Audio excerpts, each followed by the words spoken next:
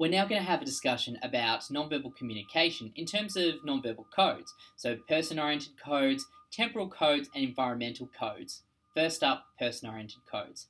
So kinesics, this is the body language, your body movement, the gestures, the postures that you have. So how does that portray a particular message?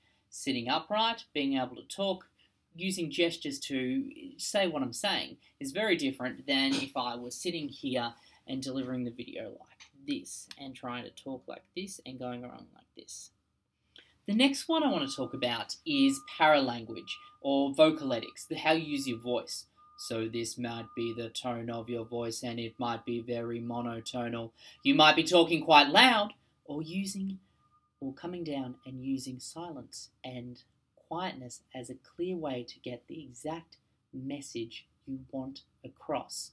It might be the pitch of your voice, so you might be going up for an important point or coming down to show that sort of clear, this is the most important thing that I'm saying, ending the sentence here. The speech rate. So it might be really, really fast and talk really, really fast when something that you're talking about isn't that important, but slowing down for those main points you need to make. So looking at how all of those sort of things around the paralanguage can all fit together. So proxemics in terms of communicating via space. Some cultures will communicate quite closely and talk quite closely and try and create that bond there. Or others who have that space might communicate from a lot further away. So how are you using the distance to get your message across? The other one I have there is haptics, so the use of touch. Putting the hand on the shoulder, having the handshake, anything like that to try and help build that sort of relationship. How does that impact your nonverbal communication? I have here around the temporal codes and environmental codes. So from a temporal codes, the chronometics, and this is how human beings use and structure time.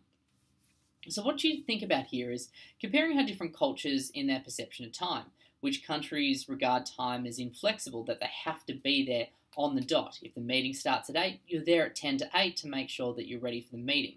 Whereas in some other countries, it might be a little bit more flexible. It might be out to 8:15, 8:30, because, time, it's fluid. I want you to look through your Archie textbook and try and find some examples online, because you're going to be talking about this in class. From an environment standpoint, how you set out your environment influences your nonverbal behaviour. It might be the space of the room, it might be the lighting. Is it soft light, so social talking, or is it intense light, bright light, where it's really focused on the task at hand?